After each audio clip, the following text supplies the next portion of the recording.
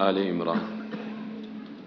इसके शान नुज़ूल में आता है कि आप सल्लल्लाहु अलैहि वसल्लम के पास नजरान के ईसाइयों का वफ़द आया। नजरान के ईसाइयों के वफ़द में 60 के करीब लोग थे। उनमें उनके सरदारान भी थे और कुछ आम लोग भी। 60 सवारों पर मुश्तमिल जनाब ईसा अलैहिस्सलातु वस्सलाम की उलूहियत यानी उनके रब होने और उनके बंदा होने के बारे में आप सल्लल्लाहु अलैहि वसल्लम और उनके दरमियान बातचीत हुई। आप जानते हैं कि ईसाई जनाब ईसा अलैहिस्सलातु वस्सलाम के बारे में 3 अक़ीदे रखते हैं। ईसाई जनाब ईसा अलैहिस्सलातु वस्सलाम के बारे में 3 अक़ीदे रखते हैं। नंबर 1, जनाब ईसा को वो अल्लाह कहते हैं, नऊज़ु बिल्लाहि मिन ज़ालिक। नंबर 2, वो कहते हैं जनाब ईसा अल्लाह के बेटे हैं, अस्तग़फिरुल्लाह। नंबर 3, वो कहते हैं ये तीनों में तीसरे हैं। तो ये सारे ही जो 3 अक़ीदे ईसाई रखते हैं, ये सारे के सारे गुमराही और ज़लालत और कुफ्र और शिरक पर मबनी है। इसलिए अल्लाह ताला ने कुरान मजीद में बारहा मुकाम पे उनके इस अक़ीदे का रद्द किया और अल्लाह ने फरमाया कि ईसा वो मेरे बंदे हैं, ईसा अलैहिस्सलाम मेरे बंदे हैं। और इस सूरह मुबारका का आगाज़ भी अल्लाह ने अपनी उलूहियत के साथ किया। अलिफ लाम मीम अल्लाहु ला इलाहा इल्ला हुवल हय्युल क़य्यूम, कि अल्लाह के अलावा कोई और माबूद बरहक़ नहीं है। अल हय्युल क़य्यूम, वो हमेशा से ज़िंदा है, हमेशा ज़िंदा रहेगा। अल क़य्यूम, वो ख़ुद भी कायम है और सारे लोगों को कायम रखा हुआ है, सारे लोगों पर निगरान है, उसके अलावा कोई और नहीं है। तो अल्लाह ताला ने इस सूरह मुबारका के आगाज़ में ही अपनी उलूहियत का और अपने अलावा सब की उलूहियत की नफ़ी फरमाई है। अपनी उलूहियत का अल्लाह ताला ने इस्बात फरमाया और अपने गैर की उलूहियत और उनके रब होने की अल्लाह ताला ने नफ़ी फरमाई है। तो मेरे अज़ीज़ भाइयों, ये जनाब ईसा अलैहिस्सलातु वस्सलाम के बारे में जो अक़ीदा रखते थे, कुरान ने उसका पूरी तरह से रद्द किया और फिर तफसील के साथ ये क़िस्सा अल्लाह ताला ने जनाब ईसा अलैहिस्सलातु वस्सलाम का बयान फरमाया। उससे पहले काफ़ी सारी बातें अल्लाह ताला ने बतौर तमहीद के उनके सामने रखी कि देखो, ये जो तुम मुतशाबिहात लेकर ईसा अलैहिस्सलातु वस्सलाम को रब मानते हो ना, तो ये कोई बात ठीक नहीं है। मुतशाबिहात के पीछे जो चलने वाले होते हैं वो लोग गुमराह होते हैं, वो राह रास्त से हटे होते हैं।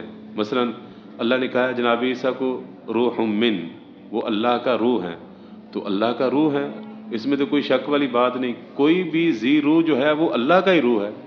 ये मेरे अंदर रूह है, आपके अंदर रूह है, ये जो जान है वो किसकी तरफ से है? अल्लाह की तरफ से है। तो अल्लाह ने अपनी तरफ उसकी निस्बत की है शरफ के लिए और इज़्ज़त और इकराम देने के लिए। जिस तरह ये सारी मस्जिदें क्या हैं? अल्लाह के घर हैं, लेकिन अल्लाह ताला ने काबा को क्या कहा है? बैतुल्लाह, अल्लाह का घर। सारे घर अल्लाह के हैं, लेकिन उसको अल्लाह ताला ने मज़ीद शरफ बख्शा है। तो ये जनाब ईसा अलैहिस्सलातु वस्सलाम को अल्लाह ने रूह मिन्हु कहा है या कलिमतुहु, अल्लाह का कलिमा है। जनाब ईसा अलैहिस्सलाम अल्लाह के क्या है? कलिमा है। अल्लाह के कलिमा से क्या मुराद है?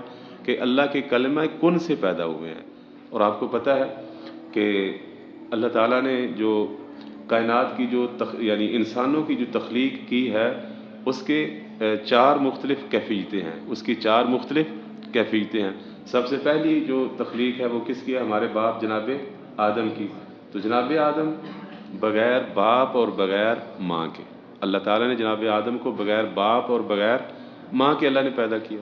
और फिर हमारी माँ हव्वा को अल्लाह ताला ने जनाब आदम अलैहिस्सलाम की पसली से पैदा किया।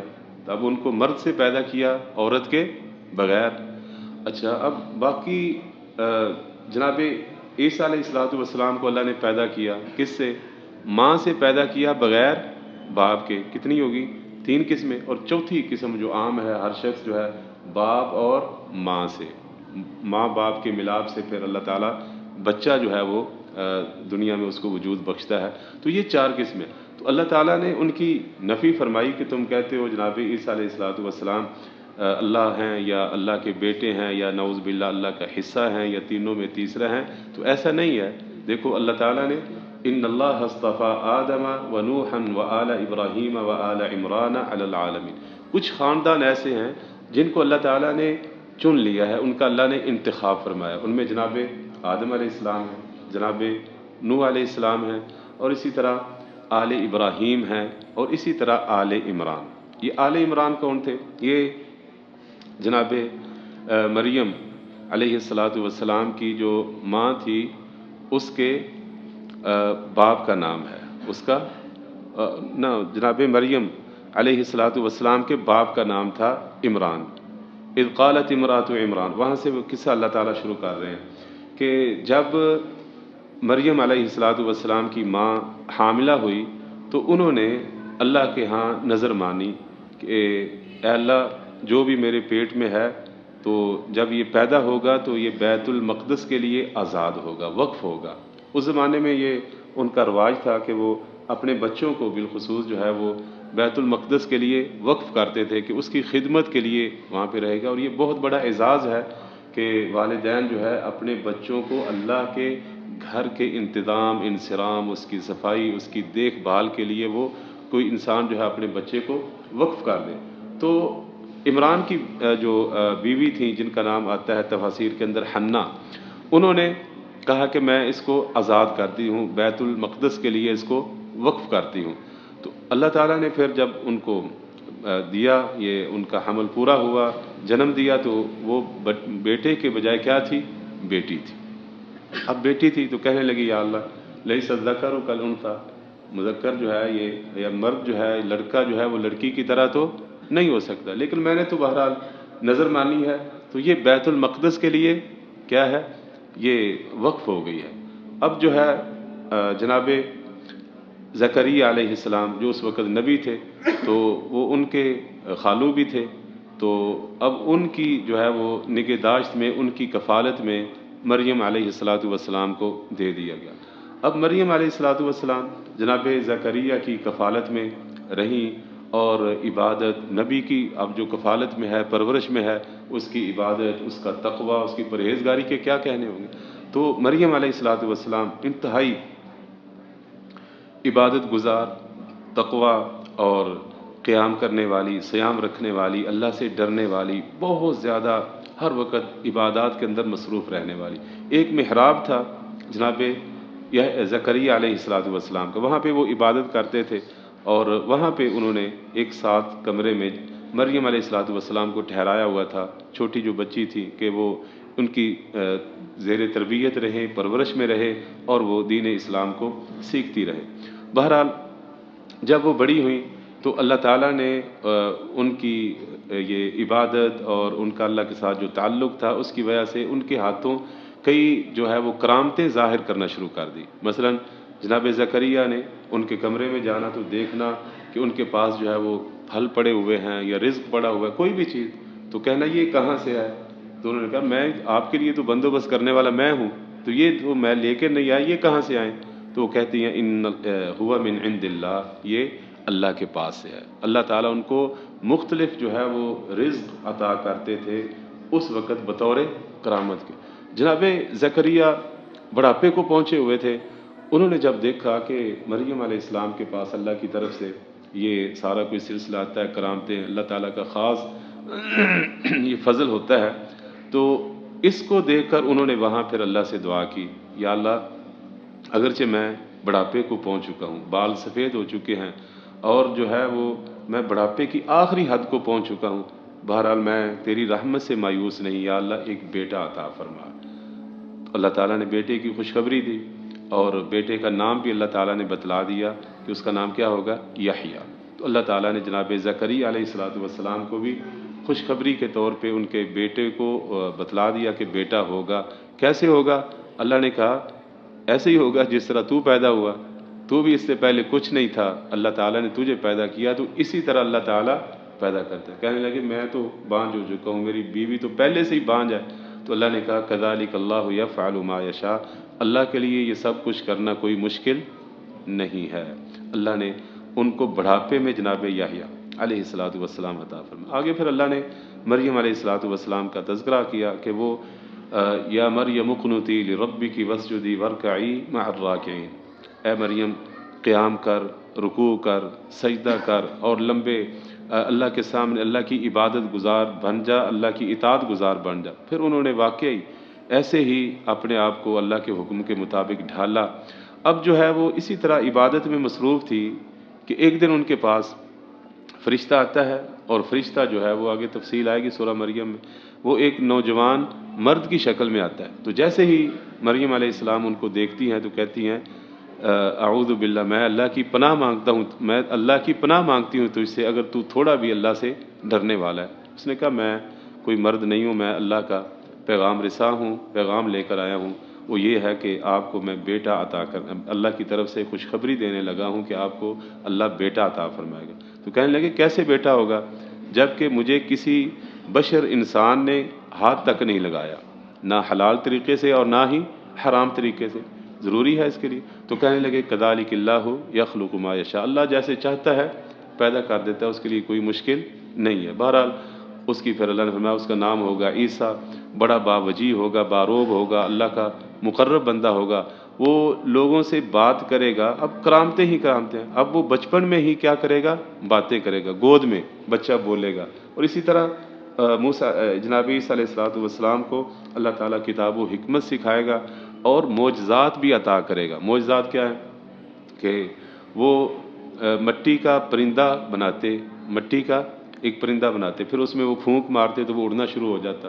اسی طرح مادر ذات جو اندھے تھے ان پر ہاتھ پھیرتے تو وہ بینا ہو جاتے۔ اسی طرح مردوں تک کو وہ زندہ کر دیتے، یہ ان کے معجزات تھے۔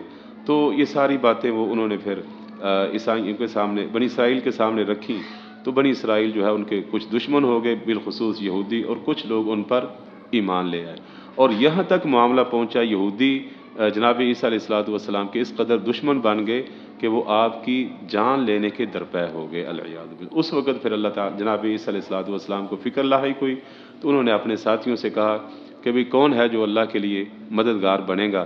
تو ان کے حواریوں نے کہا کہ ہم اللہ کے لیے مددگار ہیں، اللہ کے دین کے لیے ہم کھڑے ہیں۔ تو اس وقت پھر محترم بھائیوں یہودی انہوں نے جناب عیسیٰ علیہ السلام کا جو اپنے حواریوں کے پاس بیٹھے ہوئے تھے محاصرہ کیا، اور انہوں نے اپنے گمان کے مطابق ان کو پکڑ کے سولی چڑھا دیا ہے العیاذ باللہ۔ جبکہ ایسا ہوا کہ وہ آئے ضرور، لیکن اللہ تعالیٰ نے جناب عیسیٰ علیہ السلام کو زندہ آسمان پر اٹھا لیا۔ یہ سورہ آل عمران کے اندر اللہ نے تفصیل کے ساتھ بیان کیا۔ اللہ نے پورے کا پورا آسمان پر ان کو وہ لے گئے زندہ، آج بھی وہ اسی طرح آسمان پر زندہ ہیں، اور قرب قیامت وہ دنیا میں دوبارہ تشریف لائیں گے اور تبھی زندگی اپنی گزاریں گے، اس کے بعد پھر وہ وفات پائیں گے۔ تو اللہ نے ان کو اٹھا لیا۔ تو یہ ساری باتیں اللہ تعالیٰ نے یہ سورہ آل عمران میں بیان فرمائی، اور ان عیسائیوں کو جو کافی دنوں سے رکے ہوئے تھے ان کے سامنے آپ صلی اللہ علیہ وسلم نے رکھی، پھر بھی وہ ماننے کے لیے تیار نہیں تھے۔ تو اللہ نے کہا دیکھیں ان کو کہو ان مثل عیسیٰ عند اللہ کمثل آدم، عیسیٰ علیہ السلام کی مثال تو اللہ کے ہاں آدم کی طرح ہے۔ آدم کو اللہ نے مٹی سے پیدا کیا، پھر کہا ہو جا تو وہ ہو گئے۔ اسی طرح جناب عیسیٰ علیہ السلام کو اللہ نے کہا کن ہو جا تو وہ بھی ہو گئے۔ اللہ کے لیے کوئی مشکل بات نہیں، پھر بھی آپ ماننے کے لیے تیار نہیں ہو، عیسیٰ علیہ السلام کو رسول اور بندہ ماننے کے لیے تیار نہیں ہو، تم اصرار کرتے ہو کہ وہ اللہ یا اللہ کا بیٹا ہے نعوذ باللہ، یا تینوں میں تیسرا ہے، تو پھر آؤ مباہلہ کرتے ہیں، پھر آؤ کیا کرو، ہمارے ساتھ مباہلہ کرو۔